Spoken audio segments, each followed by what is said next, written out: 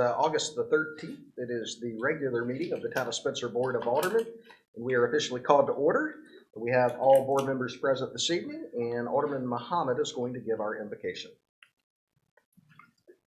With a clear heart and mind, Lord, we come to you. It is you that is the most merciful. It's you that's the most forgiving.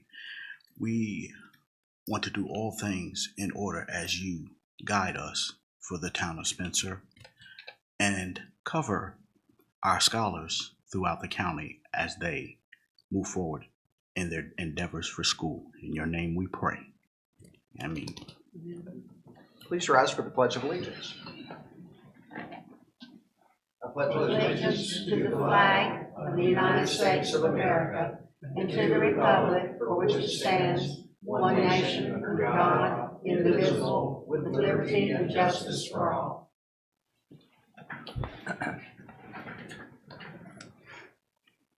All right, Board, you have before you your agenda that we discussed at the pre-agenda meeting last week. And so with that, are there any additions or deletions to the agenda this evening? And if not, is there a motion to adopt?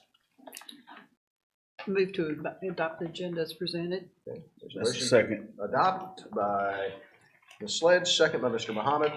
Any further discussion? Okay, all in favor? All right, all opposed? And the agenda is approved unanimously tonight.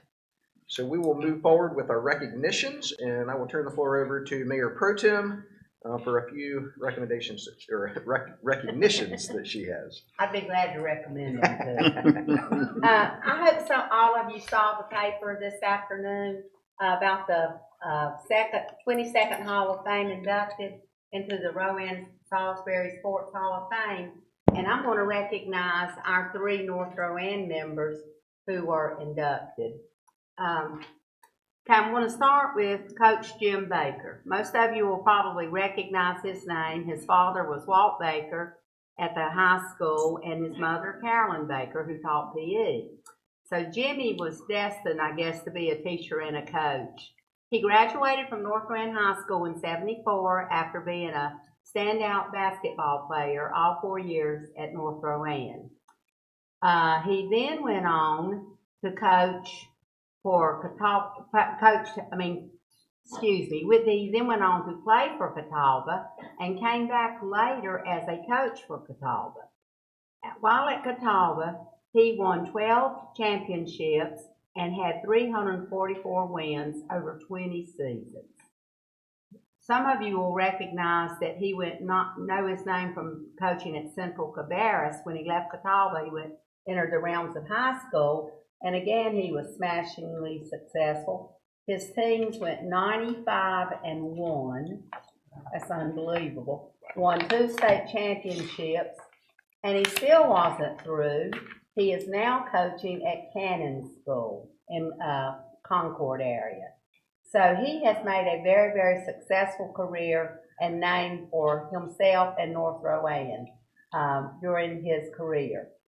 Okay, the second person I'm going to recognize is Jeff Chambers. Jeff was a 3-star athlete at North Rowan. He was a standout in football. I taught him in fast track, and I remember telling Coach Sechrist, "You're going to love this Chambers kid. He is really special." And Roger usually would always say, "Well, you're not too good a judge on football talent." And I said, "Trust me, I'm right on this one." And Jeff starred all 4 years at North Rowan. He also was an all-state wrestler and an all-state man in track. He now is coaching part-time at North Rowan. He told me he couldn't afford to leave his job with air gas to teach, which is sad because he really would love to teach, but he just can't do it. But congratulations to Jeff as a 1997 graduate from North Rowan. And finally, we have Brian McCullough. He's the baby of the group. He graduated in 2001. His team went 27-1 when he was a senior. He was voted Rowan County Athlete of the Year. He is a hoops legend at North Rowan, and he played at UNC Asheville where he was a star, and he wound up playing in the NFL in the NBA teams overseas. So he made quite a career for himself too. The one reason I wanted to be sure and recognize these three fine young men, every one of them attributed their success to their family, to their schools and their coaches and teachers, and to their community that they grew up in. And they all mentioned Spencer and East Spencer. And I thought that was wonderful. They talked about how it took a village to raise a child, and they felt like they had been raised very well by these villages here. So hats off to both of our towns for doing everything we could do to help them along the way. Thank you, Thank you. Mayor Pro Tem. All right, Mr. Miller, you have a recognition. Thank you, sir. Every community, large or small, has citizens that are unsung heroes. These individuals never seek public recognition or praise for themselves. They generally fly under the radar for most people. Spencer lost one of its role models several weeks ago in Mr. Bob Willits. Bob was a well-respected and loved in the railroad community here in town and elsewhere. Bob loved his church and was an important part of the Spencer Presbyterian Church. A caring person, he was always helping out his older friends in his neighborhood. He always had a smile greeting people to vote at the Spencer precinct each election cycle. Bob just enjoyed being Bob, being with people. As a young person, Bob was raised in the railroad community of Camden, South Carolina. His first love was railroad trains. His association of watching the trains go by began a lifelong passion. Graduating with a master's degree in fine art from the University of South Carolina, Bob began his career teaching the appreciation of fine arts to students of all ages. In his spare time, he began restoring railroad cars. With his artistic sensibility and craftsmanship, his restoration in rail projects was well respected. Bob came to Spencer working for the North Carolina Transportation Museum to help out many of their restored projects. A story was told at his funeral at that time that Bob came for a job interview here, and when he came into the room, he brought his best friend, his dog. The next day, Bob received a phone call from the museum that he was offered the job on one condition. He said the one condition, he could not bring his dog to work. Bob immediately hung the phone up without saying a word. He later got a call from the museum saying that he could bring his dog. My fondest memory of Bob was him dressing up as a Santa Claus outfit at Pinocchio's restaurants, parties for underprivileged kids in our town. I will always remember his white beard, his handlebar mustache, and his big smile. Bob will always enjoyed being with his friends. Rest in peace, Bob. Thank you, Mr. Miller. Alderwoman Moody, you have a recognition to make. Thank you. I've actually got two tonight. I'm going to squeak an extra one in there. But the first one and the official one is I want to recognize Ms. Heather Racino tonight. I appreciate her quick, positive action in response to our community's predicament for our holiday parade plans. I'm a big believer if you're going to have something to say, you should bring an action or a suggestion to the table. And so I really commend her for her positivity and her dedication to the community in taking action towards that, in something that she wants to see happen. I think that a lot of people have opinions, but I really commend her for putting forth an effort to doing something about it in a positive way. And I also want to acknowledge that she acknowledges Lynn Purvis and Todd and Gail Johnston as people who have really helped support her in this. And we know that there was a community meeting held last night. I was unfortunately not able to attend, but we know that this has been a challenging setback for a lot of people in this community. And I would just like to reemphasize the message of our mayor and of the board that we want to remain respectful and appreciative to those who have served the community in putting on this holiday parade in the past. It is not easy. And I think anyone who has ever volunteered or put any effort towards a community event knows how hard that is. And so, you know, regardless of our feelings, we are really grateful to anyone who has ever done anything for the community in the past and excited about where we'll head in the future. So I just wanted to recognize those individuals and thank them for their positive action moving forward. And then my next one is our very own Spencer Police Detective Sergeant Tim Everett. Do you want to come up here? No. Come on up, sir. I don't like the limelight. Can I just thank you? Yes, that's fine. That's fine. We're gonna make you wear your coach outfit. No, don't do that. It's not as form-fitting though. So. Well, I was just very excited to see, we know that you give us a lot in your job every day, but I was very excited to see that you were named the new head baseball coach at North Rowan High School. We just wanted to say Awesome. congratulations and thank you. Congratulations. And thank you for everything you do for the young people in this community. We know it means a lot to them. I know you've been a coach for a long time, but I'm excited for you in this new role, and we're really lucky to have you here in Spencer. Cool. Thank you. Congrats. Thank you, Miss Moody.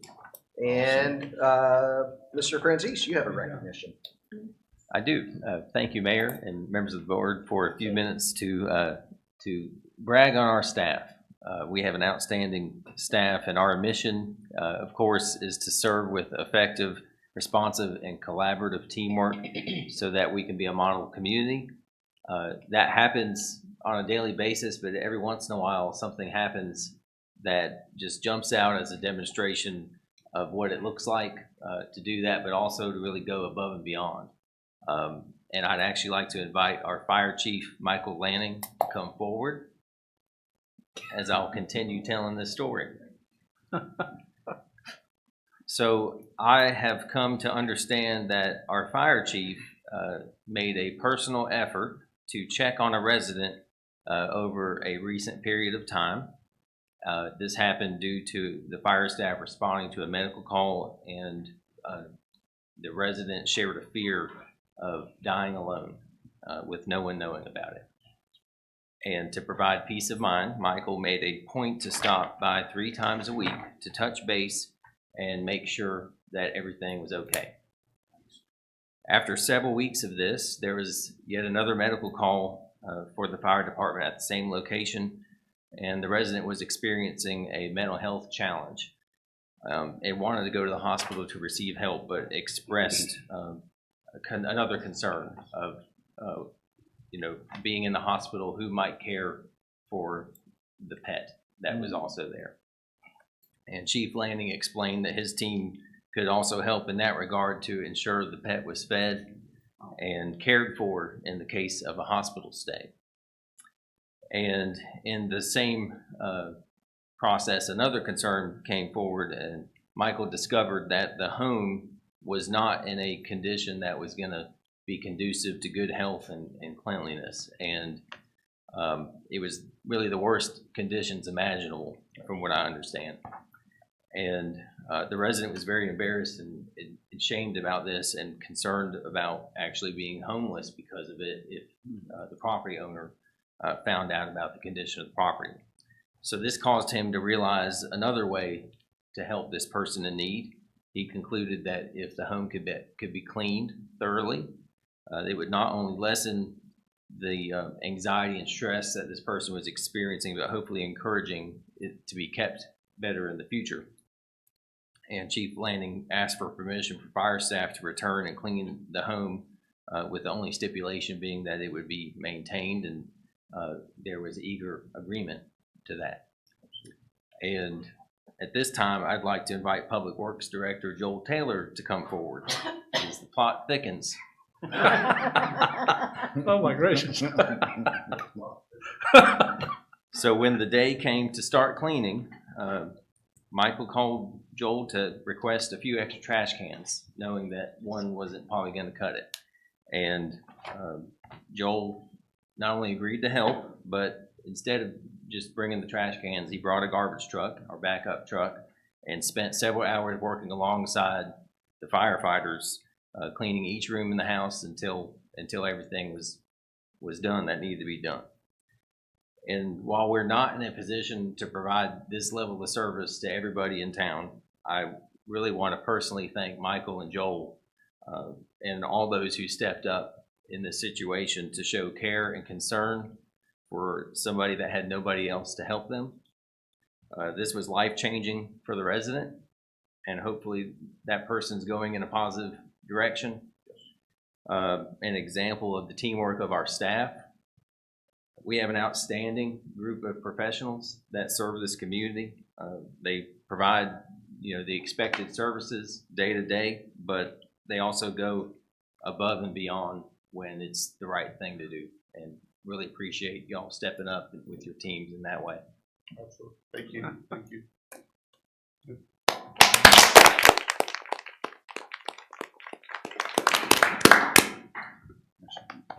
Well, I tell you, we've heard about three fantastic staff members really stepping up and giving back to our citizens. I want to say, y'all may work for the town, but it's truly evident that you serve our community, and we really, really appreciate that. All right, we will move to public comment. We do not have anyone signed up for public comment this evening, and I'll ask the town clerk if we've received any written correspondence that the board has not been made aware of. No. I have not, no, sir. Okay, thank you very much. And we will move now to our consent agenda.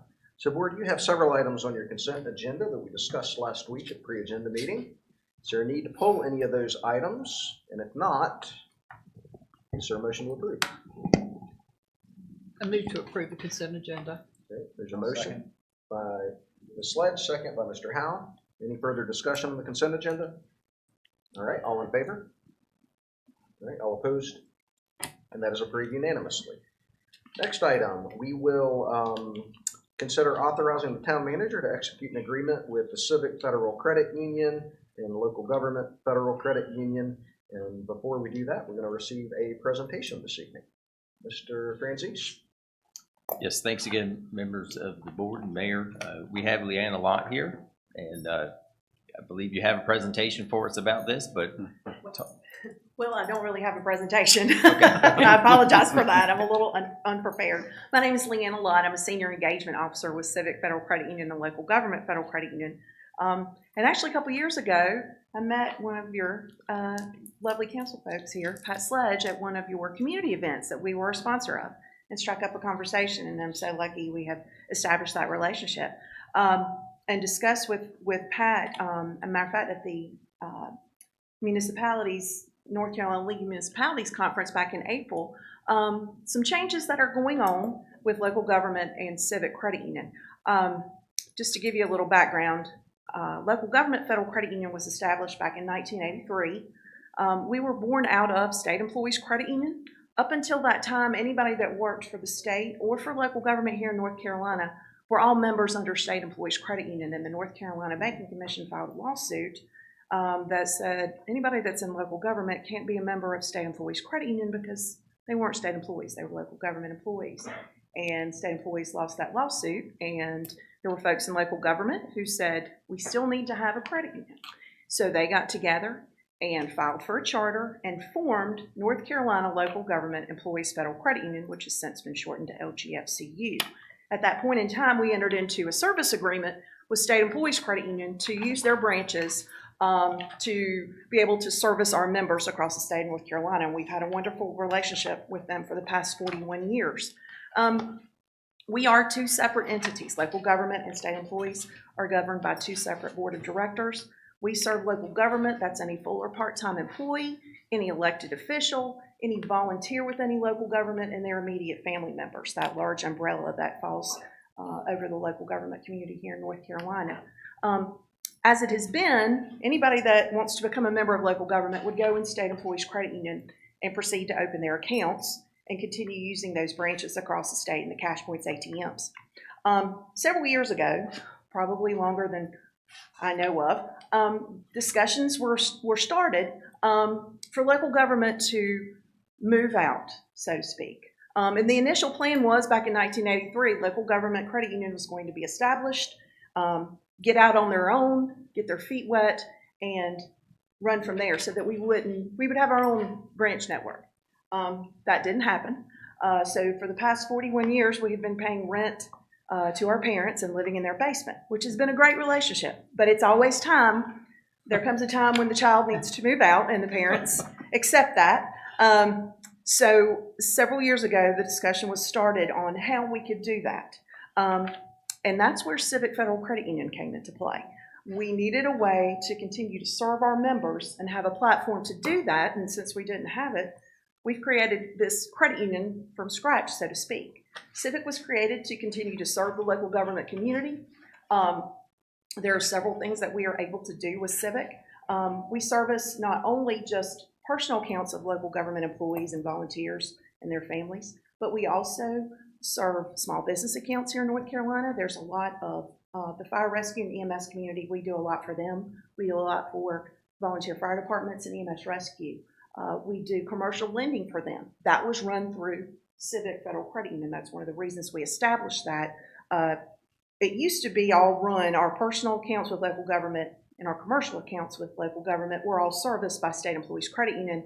They decided several years ago they were going to concentrate on personal accounts. Therefore, we needed a place to continue serving that membership, which is a large group of our members. And so that was one of the reasons that Civic was created as well. There are certain things with technology that we wanted to bring to the membership of local government. And like I said, we have a wonderful relationship, but there's things that we wanted to do. And because of the way the structure was set up, we weren't able to do that. So this is a way for us to be able to bring those things to the local government community and to continue to grow. So Civic was established. It is run by the same folks that run local government federal credit union. We're basically the same, but we're run by the same board of directors. But what is going to happen is next June 1st, 2025, local government will dissolve the relationship that we have with SECU, and we're going to move out. Civic is the platform where we're going to move those accounts to. There is a vote coming next month in September. The members of Civic will vote to merge into local government federal credit union. When that happens, the backbone will stay local government federal credit union. That will remain the charter. We will continue to serve who we have for the last 41 years and continue to grow that way. The name Civic will remain. So now that I've told you that story, we have, because of the move out, our branch locations are going to go down. We won't have the capability to use State Employees Credit Union branches here in North Carolina. Civic is going to have 11 regional offices here in North Carolina. When Civic was initially established and we started to announce it, it was going to be all digital. We were not going to have any member-facing establishments. And our upper management went out and spoke with members and quickly learned that, yes, they still needed something. It's kind of a trade-off, though. We will have those locations, the closest one here being to Charlotte, which is down on Highway 29. It's actually near UNC Charlotte. The next closest one would be up in Greensboro. They determined where those locations would go. 80% of our membership live within 30 miles of those locations. I know that doesn't really sound really good, but it's a cost thing too. For us to be able to give the better rates and the products and services we want to give our members, if we don't have that large infrastructure, we're able to do that. So that's part of the reason we're moving out, is to continue to be able to do that. Once we have those Civic locations set up, and they should all be open by the end of the year. Asheville just opened a couple weeks ago. Civic will also be part of the shared co-op branching network. So there's going to be other credit unions. Matter of fact, there's 109 of them here in North Carolina that our members will be able to go in and do transactions, teller transactions.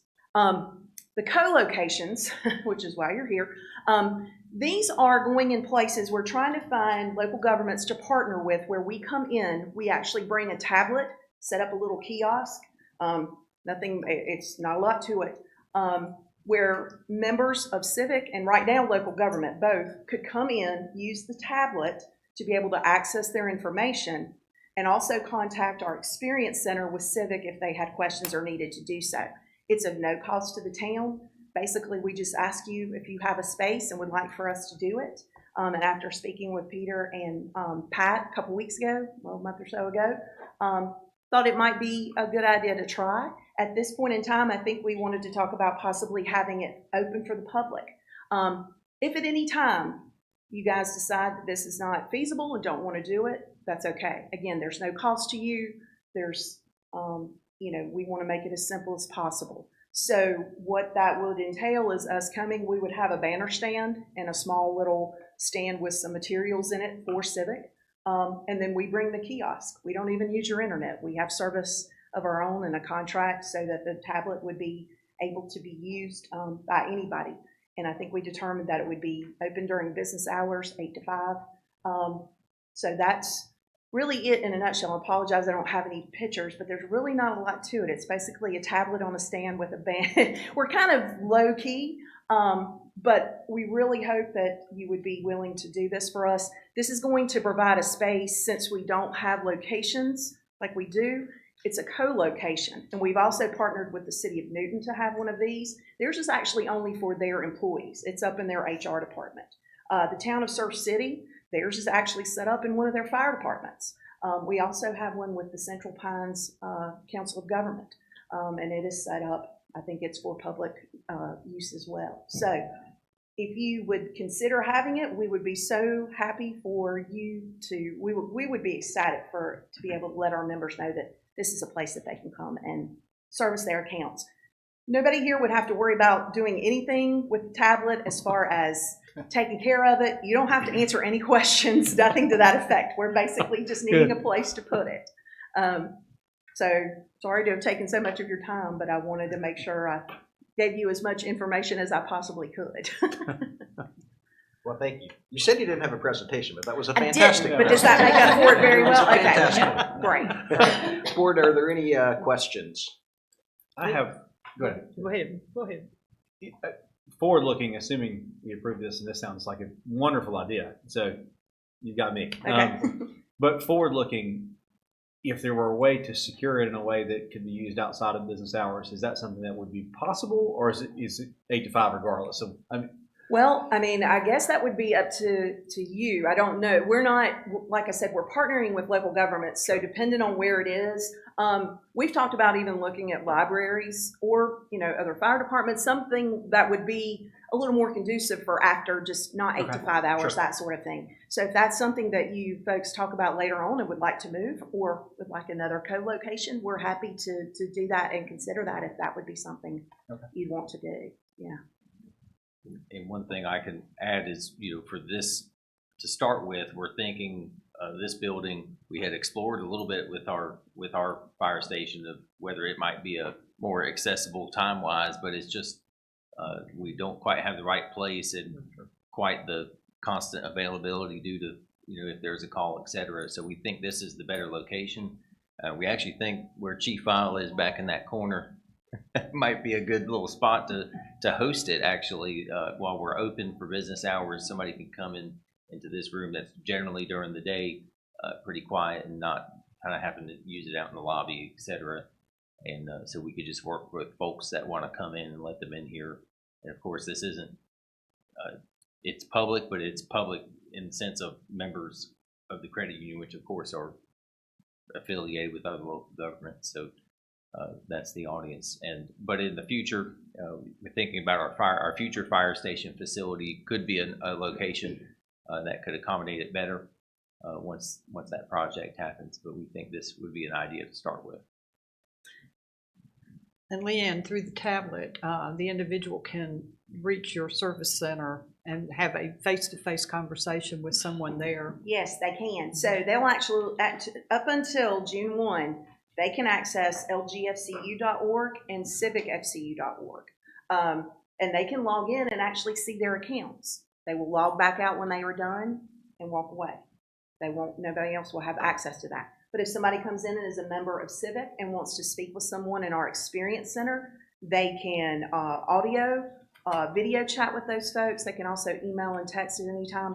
But this is a way if somebody is coming through and let's say maybe they've started a loan application and they want to see it on the tablet, or they need to do a face-to-face, which you can do on your phone through the Civic app as well. This is just another option to give them a little more privacy so they don't have to be sitting in their car like some of us do when we have Zoom calls or that sort of thing. So it just gives a better level of privacy and accessibility. And, it may be that not only do you have residents of Spencer, residents of Rowan County that are members of Civic or Local Government Federal Credit Union, but you could have other folks from across the state that look and see, hey, there's a co-location in the town of Spencer. I'm driving through there on 85. Maybe I'll just stop in there and do what I need to do. So, yes, thank you for asking that question. Board, other questions? Nope. All right. Well, thank you very much. Thanks for your time. Thank you. I believe we have a action item to consider authorizing Mr. Franzese to execute the agreement specifically for this purpose. So if there are no further questions, we will entertain a motion to authorize the manager to enter into that agreement. Mr. Mayor, I move to authorize our town manager to initiate this agreement, Okay. to activate this agreement. By Ms. Sledge. Second. Second by Mr. Muhammad. Any further discussion? All in favor? Okay, all opposed? And that is approved unanimously. Thank you again. We appreciate you being here. The next item is to consider adopting ordinance 24-18 to extend the corporate limits of the town of Spencer, including parcels 044024 through 044031, and then 044034 and 044076. Mr. Blunt.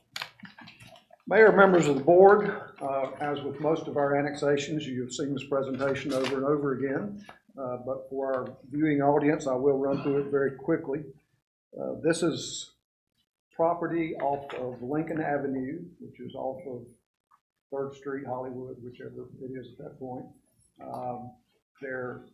This map shows you the basic location right outside our city limits. This is a little better picture showing you the 10 lots that are under consideration for annexation at the end of Lincoln Avenue, the western end. This is the 1903 survey where this subdivision was platted out, and some of it was developed, most of it was not. So the developer is building houses on these 10 lots on a previously platted subdivision. This has come to us because of an agreement with Salisbury-Rowan Utilities that they will not extend water and sewer in the ETJ of Spencer without our permission, without your permission.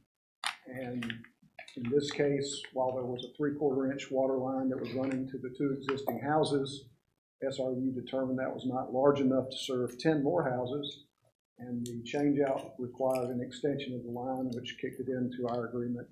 And therefore, we asked very politely of the developer from Charlotte if he would agree to annexation. He said he didn't know he wasn't in the city limits. He thought he was already. So yes, he'd be glad to do the annexation. They submitted their petition. Y'all have gone through the process of having the clerk study that for sufficiency. She was reported back that it is. We have examined the cost versus benefits of the annexation. Although it's not a big benefit, it's also not a very big cost because it is very close to existing areas where we are doing the service. So we don't see any negative as far as the cost of services in this area. This again shows how close it is to areas we are already servicing with garbage collection, police, and fire. There is a fire hydrant on Lincoln Avenue close to these homes, so fire protection will be easy to accomplish. And finally, this, according to our comprehensive land use plan, is an area that we anticipated growing into over the next coming years as a part of the residential expansion of the town of Spencer. So this is going in the right direction towards areas that we have already designated for future growth. I'll be glad to answer any questions. If not, I think you have a resolution. Thank you, Mr. Blunt. Board, are there questions? I have a question. The water line's going down Lincoln. It's gonna just go to the end and just dead end, or what is it It gonna will do? go to the end of the 10 lots that are being developed and stop at that point. They're going from I think it's a 3/4 inch up to a 2-inch line. Yeah. So that it will be adequate to serve all those lots along Lincoln Avenue. But it's gonna be a dead end spot. Yes, it already is a dead end spot. I understand that, but is that a problem with contamination of water and everything else for these houses? If somebody's not using the water, it is, but if you have 10 lots back there, they're obviously using some water. Yeah, Okay. a 2-inch line Okay. with 10 houses will be sufficient to turn If that it's, over. yeah, if If it's it's enough, used. yeah, that's something that we need to think about, because we certainly don't want that problem as far as that goes. And again, that's something that Mr. Blunt, you can follow up with SRU about, because what they'll do is, SRU basically determines within their system where they need things like looping and stuff Looping, like that. Yeah. I didn't know if it was possible to loop that thing back around, but I guess not. So that's their design plans. I can't read who the engineer was that did the design. That's been approved by Salisbury Rowan Utility. I understand. I understand. I just want to make sure that we have suggested that, so Good that point. we're out of the, no complaints from us. Don't Absolutely. send it to us. And sewer actually runs along the back of those properties. The previous slide, you can see where Grants Creek is in relation to Right. those, and that's where the sewer outfall runs, is down Grants Creek. Is there any problem with backups on that, as far as that goes? On the sewer side, Yeah, again, SRU is the one that has approved their connections to the sewer line. since that's a main line, I just, again, you gotta think that's gonna be a very isolated area if something happens. The actual sewer main is much lower than these houses, so there will be I a realize lot that. of topography, a lot of pitch in the lines to get down to that main. Okay. Again, I just bring it to your attention just to make sure. It's good to have a plumber on the board. A retired plumber. Never retired. Other questions, board? I don't know a thing about plumbing. All right, hearing none. We will consider a motion to adopt ordinance 24-18. I move that we adopt ordinance 24-18 to extend the corporate limits of the town of Spencer to include the parcels 044, 024 through 044, 031, 044, 034, and 044, 076. Second. All right, there's a motion from Mr. Muhammad and a second. Is there any further discussion? All in favor? All right, all opposed? And that is approved unanimously.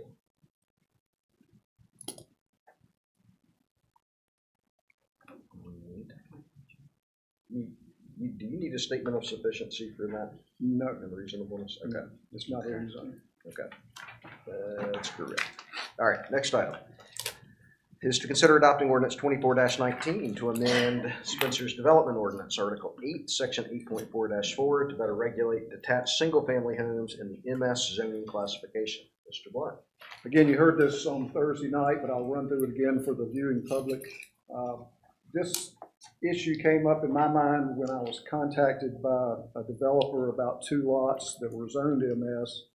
And I'll go ahead and flip this so you can see where the properties that are zoned MS are, which is Main Street, are the downtown core area, with the exception of this building, which is zoned Civic. I asked him what he was planning to do with the property, and he indicated he was going to try to build some small single-family homes on it. And that got me to looking at the properties a little more closely. The actual properties he was looking at are in that upper right-hand picture on 3rd Street. And then I looked at the dimensional table, which is usually my first step in the approval process, to find out what the setbacks were and the lot sizes were, to see if those lots would work for single-family homes. And what scared me was, at that point, was that this dimensional table was actually designed with this type of development in mind: commercial development that is built side by side in downtown core areas, and more importantly for residential to be built like this: townhomes, apartments, condominiums, built out to the front property line, built with common walls between them, multi-story, high quality. This is in Charleston. This is where this picture came from. So nothing that's going to be a bad addition to the area. But with our current draft of our ordinance and what it allows, it would allow single-family homes that would end up looking like that. And I don't think anybody wants to see single-family homes shoehorned into a small lot, side by side, with no more than a passage for a human being between the two lot lines. That's a bad use of a small lot for detached single-family homes.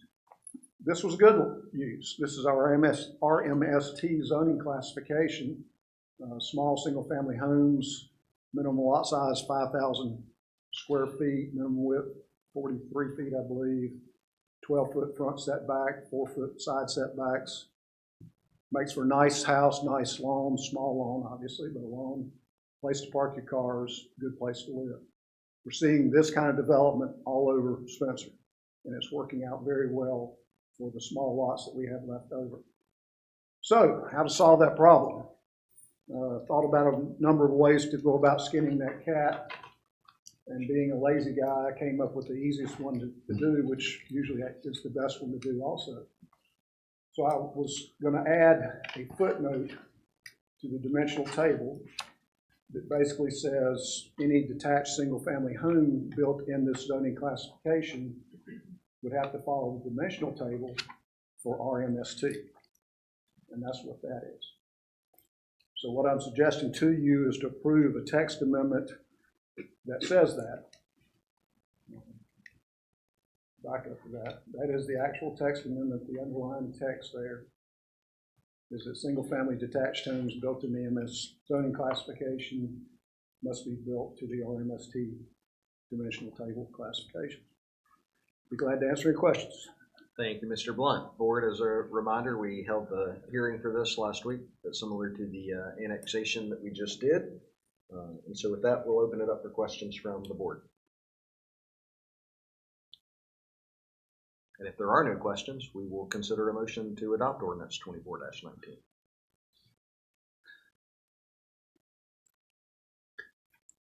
Mr. Mayor, I move that we, let me find the right thing to say, that we approve the text amendment to Article 8, Section 8.4-4, Development Ordinance regulating single-family detached homes in the MS zoning classification. Thank you, Ms. Sledge. There is a motion. Second. Second by Mr. Muhammad. Any further discussion? All in favor? All right. All opposed? That is approved unanimously. Thank you, board. And Mr. Blunt, the next item is to consider adopting resolution 24-13 to support NCDOT's request for the abandonment of approximately 3/10 of 1 mile of state secondary road from the state maintained system. This is for review and pleasure, not much edification, but in 1916, there was a subdivision planned around the, what was then called the Yadkin Finishing Mill, I think it is, Yadkin Finishing Mill. And along with that, there was a set of roads platted out for that subdivision. And I've turned that survey 45 degrees so it lines up with the following maps. Those black lines are the roads that actually got built based on those right-of-ways. That's whatever they call it now, the Fillcrest Canyon Boulevard or finishing lane that goes into where the plant was actually built. And then the one to the bottom of the picture is Piedmont Avenue, and the others, I forget what the names are. But those were built, the ones in black. The right-of-ways in white were never built. But on Rowan County's GIS and also on NCDOT's log of road right-of-ways that they are supposed to maintain, those right-of-ways are still there. So again, you see the pattern of the right-of-ways matches the pattern of the right-of-ways shown on GIS. In 1994, when the plant was in operation, again, you could see by the white lines that some of those roads are actually built and in use. Piedmont Avenue is the one that runs horizontally towards the bottom of the page. The other ones were never actually built out as roads. They were used by the finishing company in some cases for bulk storage, some cases for access to the rear of their plant, but the roads were never actually built. And in 2022, again, you can see the right-of-way lines marked on the GIS map, but Mother Nature took over and now they're completely gone. It's completely grown up. As I understand it, and I'll put some yellow lines on there so you can see it, NCDOT is required to keep an inventory of all of the roads that they are required, that were deeded to them as right-of-ways, that they have in their maintenance system. And although they're not spending any money on maintenance, every time they do a calculation of the miles of roads that they have to do maintenance on, these roads are added in. So it skews their calculations on monies needed for road maintenance to have these in the calculation, even though they're not eventually spending money on them. So they're going through a housekeeping process. They're trying to get these off their records. And they sent me this map showing the roads that they want to take off of their maintenance inventory. And it adds up to 0.3 of a mile. And that is the process requires that the local board approve them doing that. That's what we have been requested from DOT to accomplish. So you have a resolution in your package asking you to do that. I'll be glad to answer any questions that I can. Mr. Blunt, if you'll indicate to the board too, I believe that with the existing property owners of that site, as well as the potential developer of that site, that they've agreed to. The current owners were contacted by NCDOT because they have to also give permission for the closing, and they have agreed to the closing.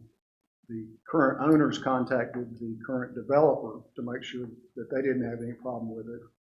And I contacted both of them, not knowing that DOT had already contacted them, and they are in agreement with the closing and removal. Thank you. Or are there other questions about these abandonments? Would any of the homeowners in Yadkin Village be impacted by these? Not at all.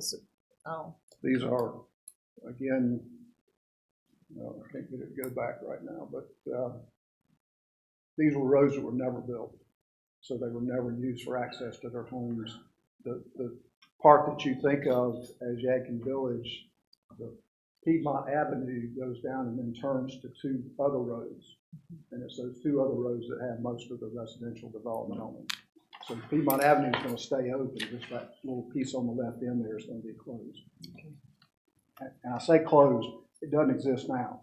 It's not a matter of closing a road. It's a matter of erasing the right-of-way off the map.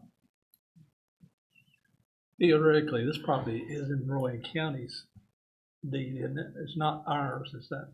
Actually, this property is in the town of Spencer. Is it really?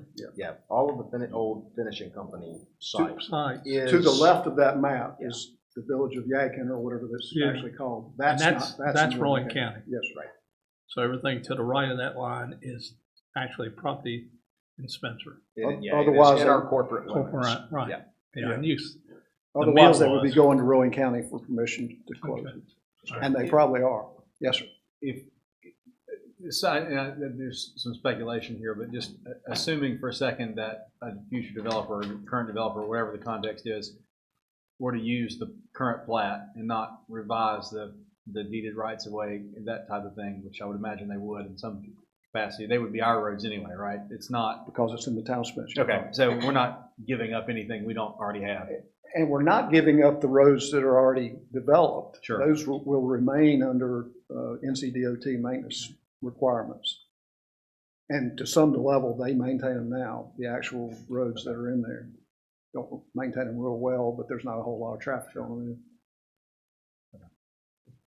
Other questions? And if there are no other questions, is there a motion to adopt resolution 24-13? I make a motion that we adopt resolution 24-13. Okay, it's a motion for Mr. Miller. Second by Mr. Howe. Any further discussion? All in favor? All right. All opposed? And that is approved unanimously.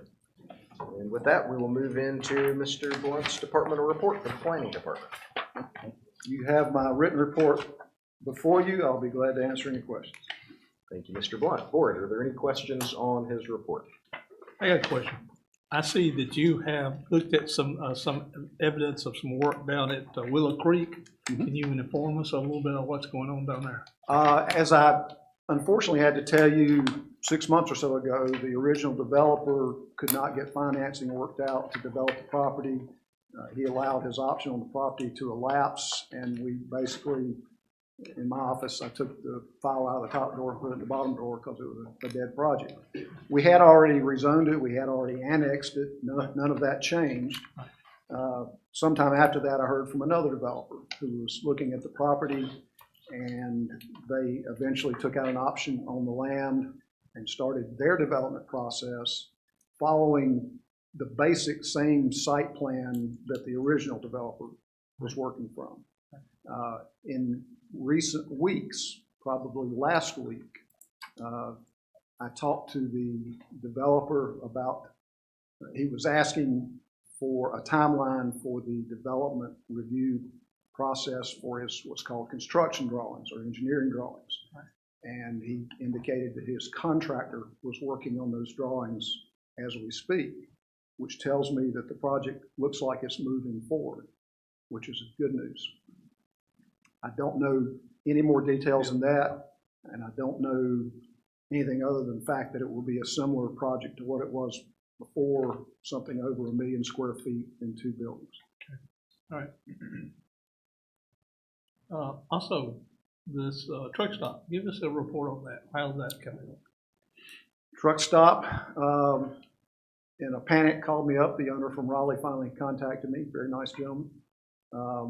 They needed a zoning permit at the request of their banker before they released the final monies to begin construction. Normally, that's not the order that we do things in. They get their money and they get their plans approved, and then when they're actually ready to build, we issue a zoning permit. And we do that because we don't want to get things to a certain point and then have the contractor walk off and us be stuck with a partially developed site.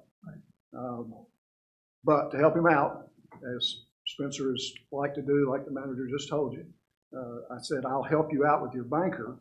Just don't read the small print that I'm going to put on your zoning permit. So it basically says, here's your zoning permit for this structure and this big parking lot. Down at the bottom it says you're not allowed to build anything until all plans are approved.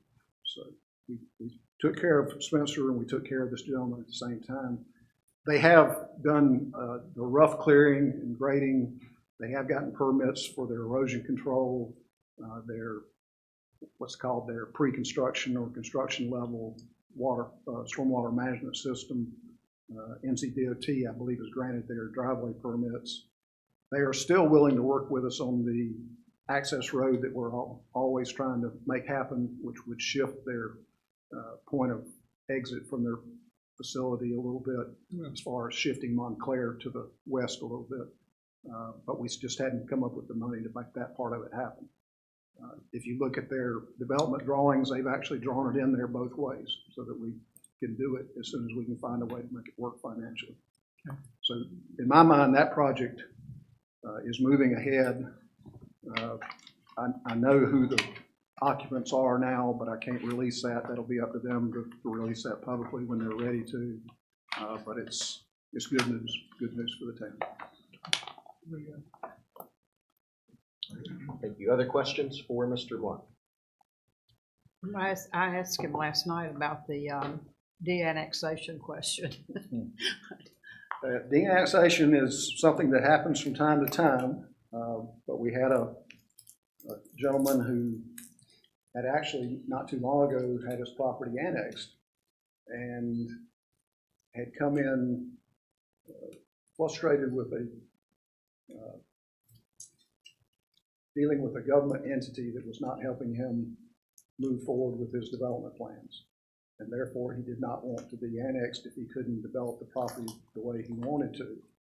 I worked with him to resolve some of those problems so that hopefully he can go ahead with his development plans, and therefore he dropped his request to de-annex. Just like annexation, de-annexation requires you to vote on it. So it's not something that's done administratively. He would have to go through the full process and come up with a pretty good reason to back out of an annexation agreement. So I think that one's resolved itself. Off the top of your head, do you know how many applications we have for chicken keeping permits so Chickens. far? The most important ordinance in all of the town of Spencer. We have had 5 contacts on the chicken ordinance, and we have not even advertised it at this point. Of the 5, we have issued 3 permits. 1 permit is pending the young lady getting a privacy fence installed. She came to me with the idea that she and her neighbor had agreed for her to have chickens, and therefore she didn't think the privacy fence was necessary. And probably she's right if you look at it in the short term. But if her neighbor sells her house to somebody and that next person doesn't like chickens, then you want to have that fence there. Sure. So I told her she'd have to get the fence up before I could approve that permit. And then the 5th one, I'm still waiting to hear back from the gentleman that contacted me. He had some questions about how many chickens he could have on his property and some fencing issues also. So it will go in the newsletter soon. I think it will go on the website if it hadn't already. It's on the website. It's on the website. It will go in the newsletter. And we think by not too much longer, we'll have the full 12 slots filled. If my wife is watching tonight, babe, put in your application. Every week I hear about a new way to avoid it on Picket somehow. So you seem to be trying to figure out the inverse loopholes. Maybe she's not watching right now. All right, any other questions, board? Kyle, did you have anything you wanted to? Where do we stand with this block grant, community block grant? Community block grants. Thank you, Mr. Blunt. Thank you. So with the CDBG grant, we have finished our first project. Our second project is coming to its conclusion later this month. And our 2 subsequent projects are in the, we're basically getting prepared to bid those projects out. At this point, we have either spent or obligated approximately $300,000 of the total grant award. So we are making significant progress in expending those funds. We have requested a second 14-month extension, which would give us an additional 14 months, which we have on good authority that they will approve that for us. And now it's my understanding too that we've been encouraged to potentially seek additional CDBG funding. That's correct. So the idea is we will want to make sure that we're demonstrating expenditure of the existing grant before we apply for the second grant. But as I shared with y'all previously, we have indications from the state that they have additional CDBG funds that are unallocated that they need to spend, and that they have identified the town of Spencer as a good recipient, assuming that we spend the money that we have. So do we have to spend all of it before we can go back and? So apply for our it? goal at this time is first to get our extension Right. approved and signed and Yeah. make sure we know that, to finish the projects that we have currently underway. We will begin conversations with our grant management representative about the exact correct process for when we will apply. Now is not the correct time at this particular moment, but we do believe that that will be coming up sooner rather than later. And of course, we'll be using our previously successful grant application as a model for any subsequent grant application. Thank you. All right. Any other questions on CDBG? Thank you, Mr. Harris. All right, we'll move on to our code enforcement update. Chief Pyle.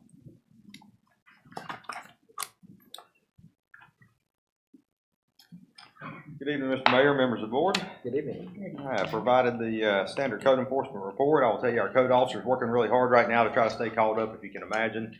I believe he sent out 17, or made contact with 17 houses on Monday. So things are way behind due to the rain. So bear with us as we try to work through all the overgrowth. We're set to have in excess of 500 cases by the end of the year is what our target is currently. It sounds like a lot, and unfortunately I have a lot of repeat offenders. We're trying to work with people to get compliance. So we are having pretty good luck as far as getting voluntary compliance. So, but I will try to answer any questions you may have about this month's code report. All right, thank you, Chief. Board, are there questions on code enforcement? Okay, hearing none, we'll move on to the police report. All right, again, I've provided the monthly report. Obviously, we have had a little bit of an uptick in our traffic enforcement due to the school coming back in. We're very fortunate to have an uneventful start to the school year, which is what we want. Patrol officers have been very heavy on business checks and park checks, as you can see reflected in this month's report. We had 3,235 events for the month, so they're putting the work in for sure. And then I want to point out for our ACE team report this month, in July, we had 58 arrests by the two-man ACE team, 15 of those being felony level arrests. Additionally, there were 15 wanted people that were apprehended, 7 firearms seized, and 241 cited charges. So very, very busy month in July. I'm very proud of all the work the guys are putting in, and they are definitely doing a good job to keep crime down currently. And I can try to answer any questions you may have about that report. Chief Al, we've had a problem with vagrancy, homeless people, and now I just come to a head, I know this past weekend at the Presbyterian Church. Can you give us a report on that? What's happened to that person? I'm glad you pointed that out. Right. I didn't want to brag on the guys for that, but we made 6 arrests this weekend. And it's all related to the vagrant population that has come about inside the city limits here and have been causing numerous problems. So we did make 6 arrests this weekend. We've signed a few what is called active agents with some vacant parcels in town. It makes it a little bit easier for the officers to act on behalf of the individuals that may own the property that live out of town. That's what we found. We actually located a really nice house that was empty right now that had upwards of 5 or 6 individuals that had just moved themselves in. So we were able to take care of some issues this weekend. Hopefully that's going to resolve the deal. I believe we had about 7 individuals that we knew were vagrants that had moved into town, and 6 of them have been hauled off to visit the master. So we're going to keep real close track on that. I believe we'll see a reduction in it. Well, what's happened to the guy at the Presbyterian Church camp yet? Has he been? Yeah, he was part of the 6. He was part of it. Yeah, he was part of the 6, and I think Sergeant Everett's still in here. Yep, definitely a big thanks for him, and I believe he took his son yesterday to do a little bit of cleanup work too from where one of the vagrant sites was. So they went out there and voluntarily cleaned that up, and we appreciate them doing that for us. But yeah, so 6 of the 7 have been moved back to where they really need to be. And the thing is, we want to get these individuals help. We don't want to punish them for being down on their luck and having hard times. But on the flip side, we're not going to allow them to break the law. So all 6 arrests obviously were not targeted for them being vagrants. It was targeted because they broke the law this weekend. And everybody definitely is aware of the one that entered the fire department. So, Correct. If you haven't heard that story, I encourage you to check social media. I was going to ask about the latest episode of Done Criminal. You can read about the latest episode.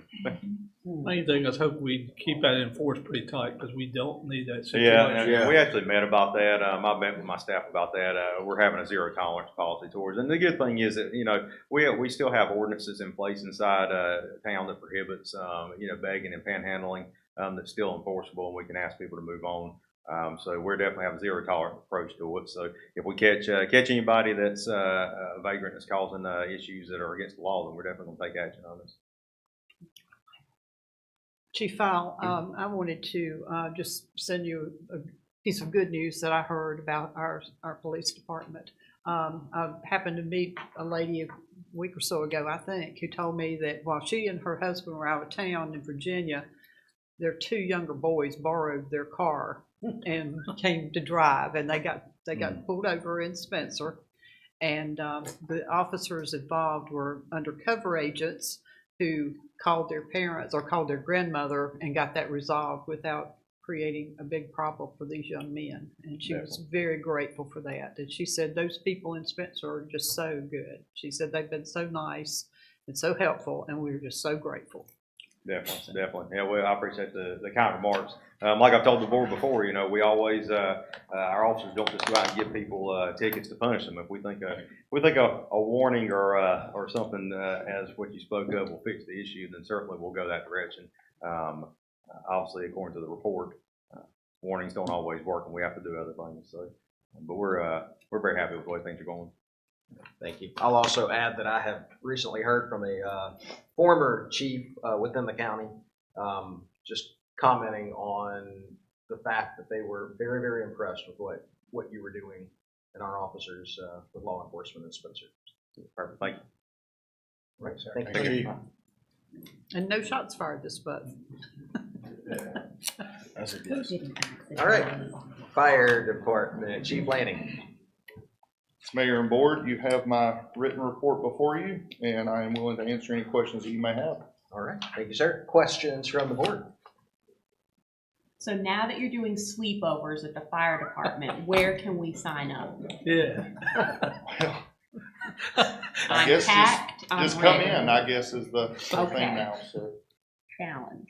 How much damage was done besides the glass being shattered? Yeah, I mean, that was really it. Yeah. It was just some small scratches on the podium we had made, and we can rewrap that, so it'll be pretty minimal. But I think the biggest thing, me and Peter had spoke about it earlier, is now, you know, in that night, there was, our new female was there, so now there's this increase of how are you gonna keep me safe? Right. And we're working on that, made some phone calls today to try to, currently, you know, once you get in the fire station, you can go through any door. None of them, I mean, it's a key lock, but, you know, into the bunk room, so on and so forth, it's not locked. So we're gonna try to get a system similar to what we have here, to where after business hours, it just locks automatically. So, I mean, if they want to get in, unfortunately, they're gonna get in. There's probably nothing we're gonna do to stop that, but at least we can add another level of difficulty to that. So, if you see them, just reassure them that, you know, we're here for their safety. So there's a little bit of doubt with that right now, but they understand it's nothing that we did or you know, anyone here did. So I think the bay door about $700 will get repaired, so it's not terrible, but could have been avoided too. So. Other questions, board? Also, I do have one thing. If y'all will allow, I wanted to play the video that we created for our fire camp for you guys. If we can get Mike to throw that up, please.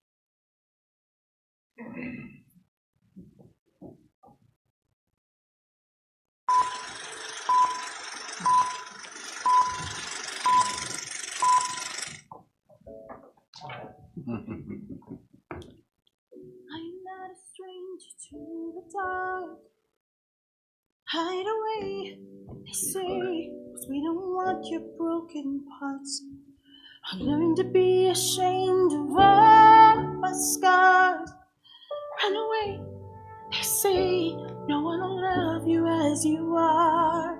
But I won't let them break me down to dust. I know that there's a place for us, for we are glorious. When the sharpest words wanna cut me down, I'm gonna send the blood, gonna drown them out. I am brave, I am bruised, I am who I'm meant to be. This is me. Look out, 'cause here I come. And I'm marching on to the beat I drum. I'm not scared to be seen, I make no apologies. This is me.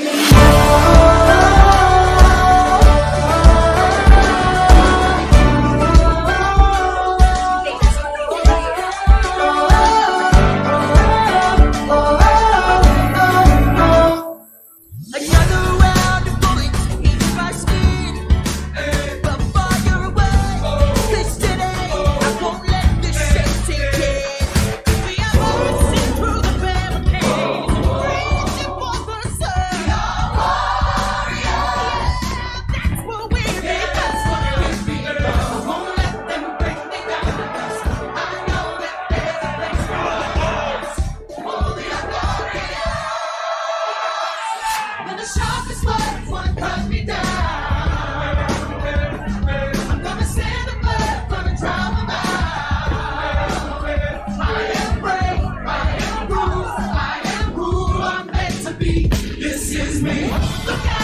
here I come. And I'm marching on to the beat I drum.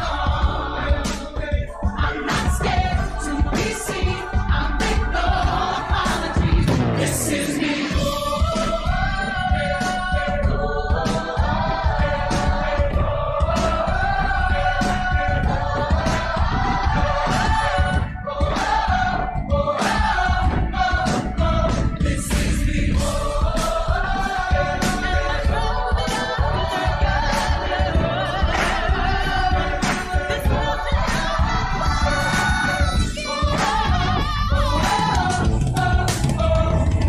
When the sharpest words wanna cut me down, I'm gonna send the blood, gonna drown them out.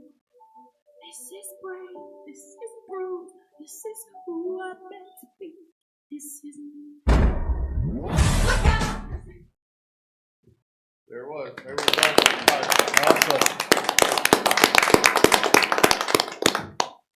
As always, thank you for allowing us to host that, supporting it, because it means the world to us and those kids. So thank you.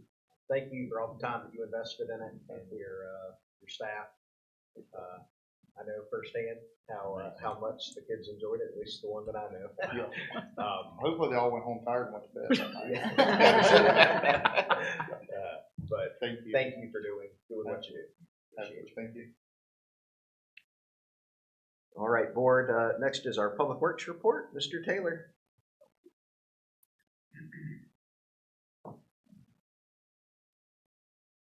Good evening, Mayor, members of the board. Good evening.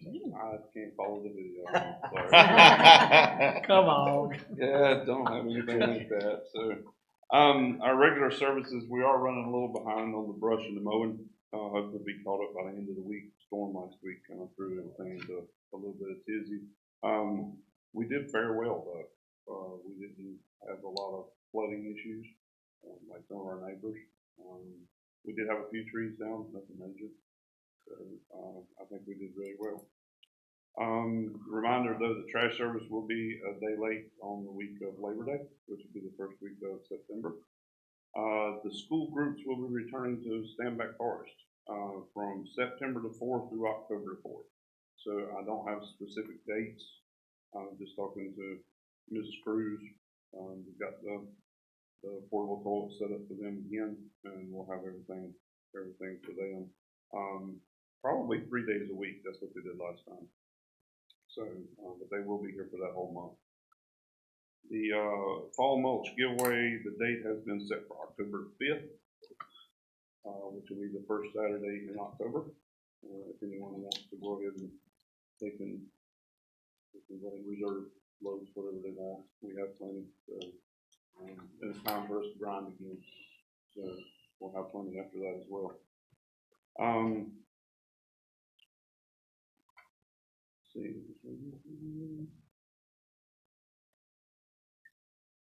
And an update on the CCAP is about the only other thing. Talking to Chris Sloop, they did grant the extension, so we've got another year with it because it was a failure on their part without getting us the permits.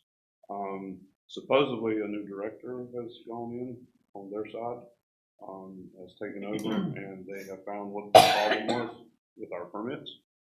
They requested some information that our engineers did not get to them. So that has been corrected, so now we ought to see some progress on our permits. And because of that, the extension was a no-brainer. She took full span of that. So I haven't heard from him, but I hope to hear from him soon. That we'll have permits in hand, and then we can move forward with that. And I'll be happy to answer any questions that you may have. All right, thank you, Mr. Taylor. I'll just make the comment that similar to folks saying good things, we had, Peter and I both were at a meeting yesterday, and had an individual that was with the school system that was thanking you for how nice it's been to work with you and providing access to the forest and everything you've done to get that set up for the students. So thanks. Well, thank you. What are the questions for Mr. Taylor? I had a notice today that Duke Energy or the tree people are gonna be working my street again, so I'm not sure whether that's an old message or, but I've anyway. been getting messages all week saying that some have been cleaned up, some have not been. You know, I've reported 3 or 4 piles that I know of that they have not cleaned up. I don't know. It's kind of a dude's a mixture. I don't know exactly what, but if anything comes of it, I'll let you know. Okay. And I've got the signs ordered for the Whitehead. Right, Should right. be here towards the end of the week. Yeah. And the other place where I thought there was a stop sign missing, it's been replaced. It's Okay. there now, so. Okay, very good. Other questions for you? Thank you, Mr. Taylor. Thank you. Next is our finance report. Ms. Can.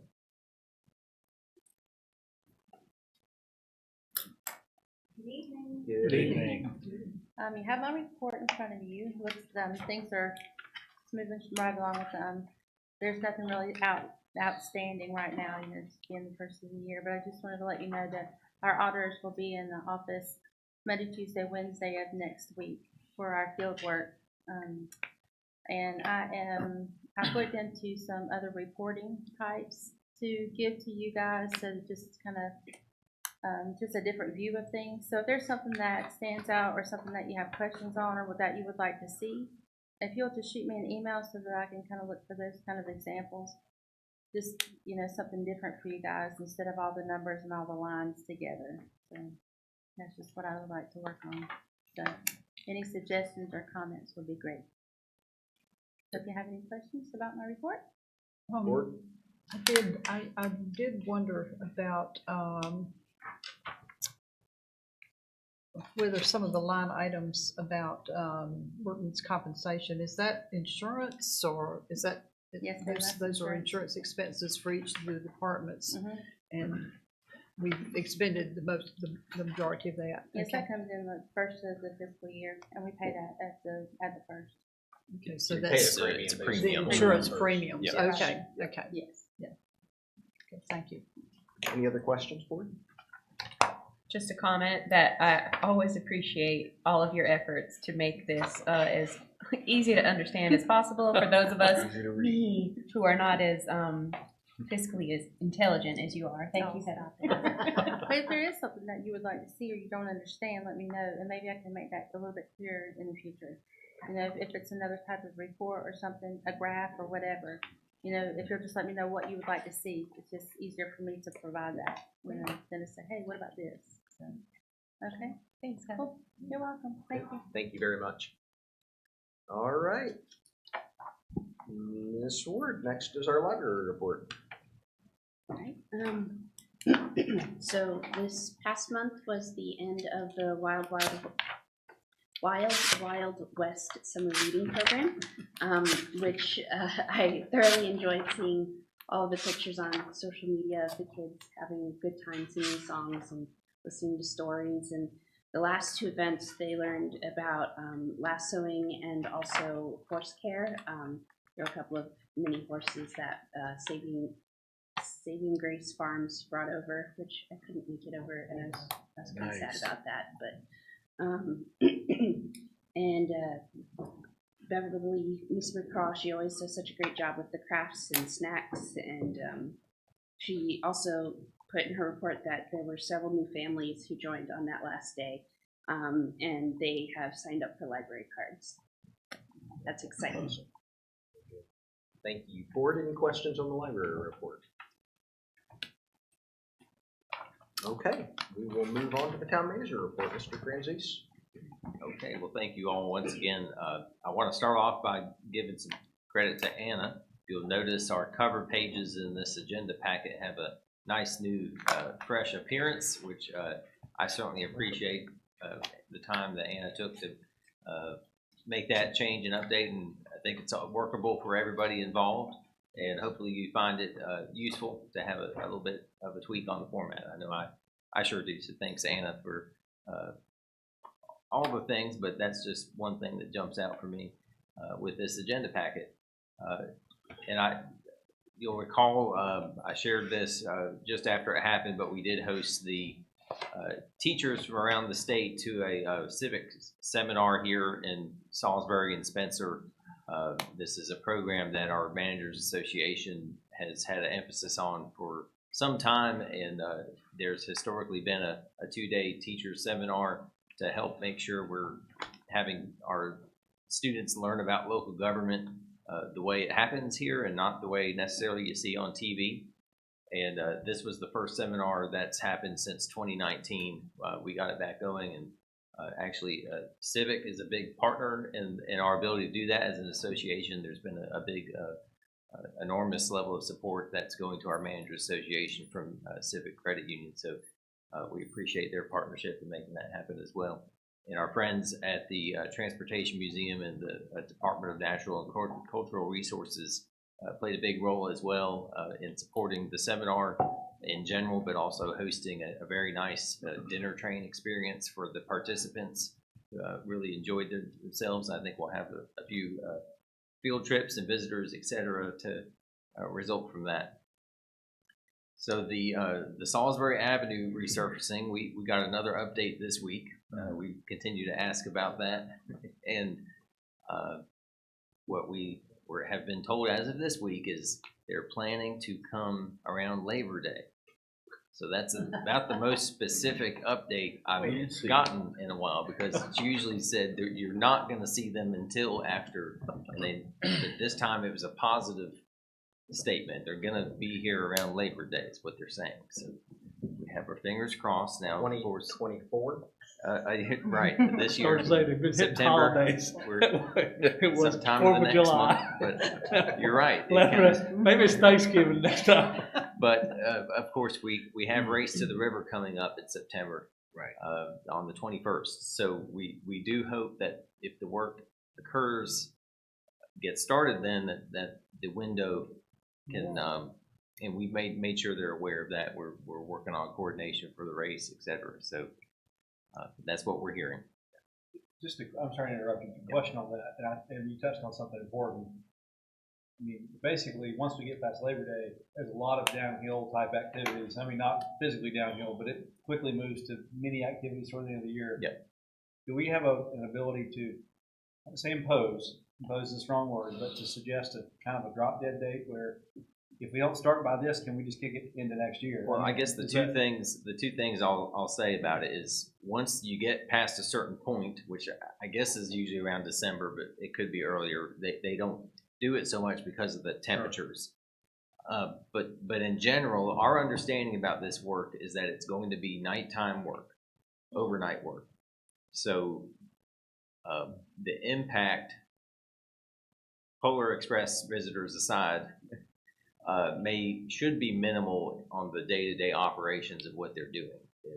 In theory, they should work on an area while most people are sleeping the next day, and they'll go on. And the biggest issue may be that milling may occur one day, and so you may have a few days where you have a milled roadway. Yeah. And so when you're doing events like bicycle rides or great 5Ks, things like that, that's when that becomes a potential issue. But the traffic itself should, in general, flow. Even you might ride on a bumpy lane here and there at times, but the work, while they're doing it, should not, other than inconvenience of having a milled road maybe while you're trying to run. So maybe we'll call it a walk to the river.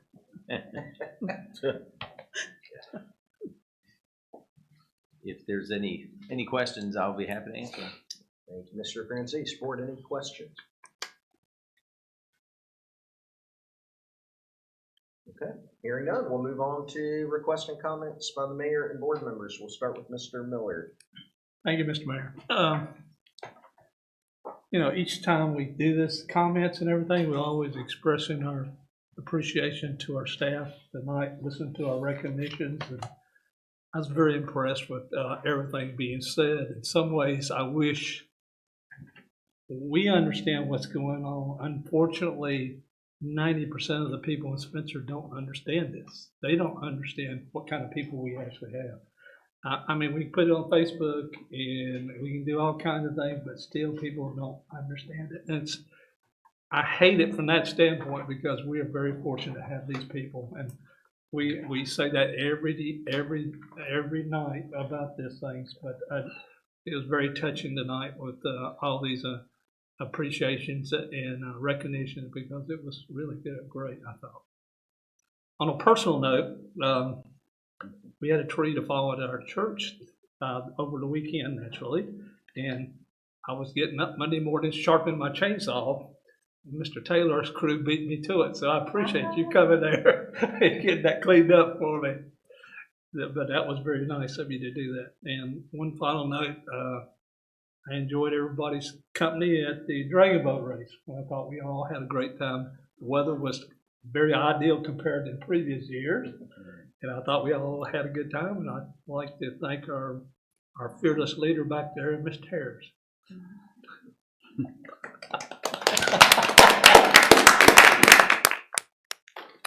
Thank you, Mr. Miller. We should have worn our medals, Steve. We should have. Golly. Ms. Moody. I just wanted to put in a plug to be mindful of all the kids who are headed back to school right now during our commutes. There's going to be a lot of new drivers coming in. There's going to be a lot of people trying to figure out their morning commutes and bus stops and kids darting into the road. So, you know, it's going to be a hectic couple of weeks. Just be careful. Exciting times, though.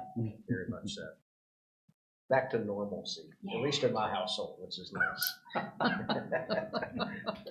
Thank you, Ms. Moody. Mr. Howe. Sure. Just two quick things. To brag on Mr. Taylor's folks again. I had a fairly large branch drop out of one of our trees about 15 feet off the roadway, I guess during Thursday or Thursday night, and I saw it on Friday morning. I said, oh man, I've got to get that. I came home on Friday afternoon and it was gone. And I asked my wife, oh, you got the boys out there? They said, no. The maintenance folks came by and they took care of it, so I didn't have to move it. So well done, good job. And the second thing is, I guess, really more of a question / comment. I had an individual contact me. Actually, it was Ms. Racino over the weekend about digital sign ordinance or some type of sign ordinance concern with the Moose Lodge and maybe some other folks trying to replace much older signs with modern signs, and that maybe the ordinance as drafted would not allow for that. And I said, I wasn't sure about that. I had a similar call over the weekend. We've updated our sign ordinance as part of our Unified Development Ordinance. And I explained that to her and asked her to tell folks to get in touch with Mr. Blunt. And they got in touch with me, and I emailed her a copy of the ordinance and an application for a sign permit. All right. Thank you, sir. I think that's it. That's government at work. There you go. That's government. Thank you. Ms. Sledge. I wanted to mention a couple of things.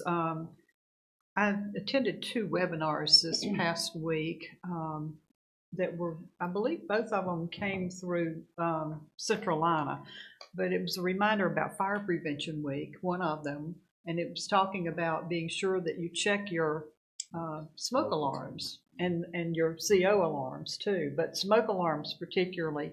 I have one that I set off every time I broil, and so I know that one works, but I assume the others were too, and so it was a reminder for me to go check those as well, and they are all working, but they said that the seminar said that they should be replaced every 10 years. So that's just a reminder for everyone.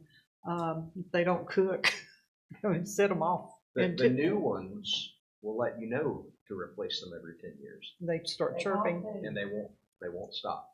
Well, and this one of the things that was said was that frequently people will turn them off because they're a nuisance. And that's a big mistake. The other webinar that I attended was also about fire safety, and it was talking about citizens who collect and perhaps hoard and the dangers of that. And so that sounds like that may have been an instance that would be helpful. But it was talking about talking with your family and talking about with your friends, if you have people who are collectors of things, that there's a difference between collecting and hoarding. And it's actually listed as a mental health issue.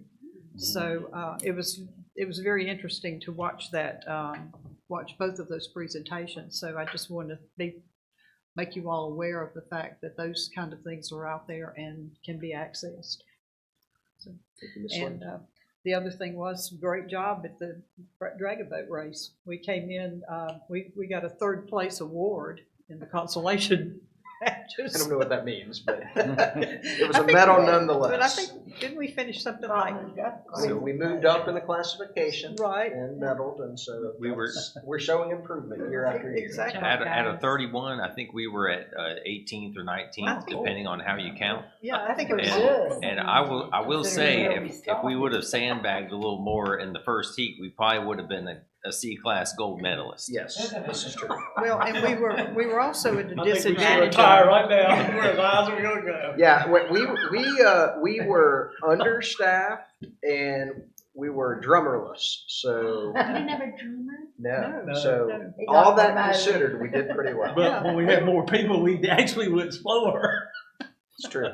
We were That's because those of us that started in the morning were a little tired by the afternoon. That's right. But it was a lot of fun, and I want to thank Mr. Harris for taking the initiative to do that for us. We'll do better next year. Yeah, and I already lined up somebody. Nice. Thank you, Ms. Sledge. Thank Mr. you. Muhammad. Wow, where do I start? First of all, I want to thank the residents that were present and online as well. And the one thing I'm going to say, we get a lot of interesting questions that we try to resolve in reference to the residents or comments, but it would be nice to have more residents come in to the meetings and get involved in different things that are going on in the community. And the next thing, I know we had a lot of different things that went on since the last meeting. I know we entertained the City of Monroe. Kyle, you did a good job with that. Glad you did as well. And I was here with Mr. Miller as well. And also the pinning of the fire department. That was awesome, Chief. Kudos to the department. And I want to thank all the staff and the department heads for their hard work and dedication toward this town as well. And again, to reiterate about our students, our scholars, we hope that they have a great, amazing, and dream-filled year. Thank you, Mr. Muhammad. Mayor Pro Tem. I love the way you ended up when you thanked the students, our scholars. Absolutely. And as a retired teacher, I just want to reiterate what Aaron said. Keep your eyes open and watch out for the kids, no matter if they're taller and bigger than you, because sometimes they will dart right out in the road, chasing a ball or whatever, or bouncing a basketball. Just be careful. We don't want to have anyone hurt or lost. And we want to wish all the teachers, the administrators, the staff, and of course the students have a great and successful year. Football season starts on Friday with a big football jamboree. We're supposed to be loaded this year. So come out and see the Cavaliers play football. I think they're at East Rowan next week, and we'll probably have their first home game the following week. It's going to be an exciting year, and I'm real excited, and I'm just so happy and proud of Spencer. It just made my heart sing to see the thing about the Justin Monroe Fire Camp, because I remember Justin so well and everything that he did to contribute to the community, and his mom and his family too. So it's nice that we are honoring him and remembering him like that, and giving these students a chance to know who he was and how they can look up to him and be like him. So that made me very happy. Just keep participating and hang in there. We're at a great time in our development. We've got a wonderful staff, and as always, if you have any concerns or anything you want to brag about the town, any of us would be glad to hear from you. Thank you. Thank you, Mayor Pro Tem. I'll end tonight by just echoing what I think we've heard from every single board member, and we've heard from Peter tonight as well. And that's just a huge thank you to our staff and what they do. I think I've said it before that I'd put them up against any staff in this entire state. And I've even said that at a Mayor's Association meeting, to which a lot of people disagreed with me, but just shows that throughout the state we've got lots of good public servants, and we're very lucky as a state to have that, but I think we're the luckiest in Spencer to have the staff that we do. think Joe Morris has made a comment about us. We tend to fight above our weight class in a lot of the things that we do. And I would say with the quality of staff that we have, it's definitely the case. And obviously, I'd say too, as we heard tonight, the level of service going above and beyond within our community. It warms my heart, and it just kind of really gives credence to why we're up here and why we do what we do. And why we're able to do what we do is because we have such an amazing staff that is leading this town. They make our job easy, and we're grateful for that. The other thing I want to say is that, you know, a lot of times in our lives and in the work that we do and in our community, there's a lot of noise. Noise that distracts us from the real reasons that we're here and the purpose of what we're here to do. And I think there's recently, just in the world in general, but also around locally, there's been a lot of noise. And I appreciate the fact that even with all of that noise, we have staff that are stepping up like each of y'all. And that those are the real stories that matter. The things that our folks do to step up and make this community what it is. And so with that, I think once again, Spencer is fighting above our weight class, setting that example as a model small community for all of North Carolina. And it wouldn't happen without each of you that work on our team. So thank you all very, very much. With that, we will be recessing this meeting until August 27th at 5:30 p.m. And the purpose of that recess will be for us to consider adopting a project ordinance for the town park, and also then awarding a construction contract for our town park project. So we are at a monumental point and something that we and those that have come before us have worked many years to accomplish. And so we will be recessing tonight as opposed to adjourning. And again, that's August 27th at 5:30 p.m. where we will be approving, adopting that project ordinance and approving the contract. So with that, we are recessed until August 27th. Thank you all very much.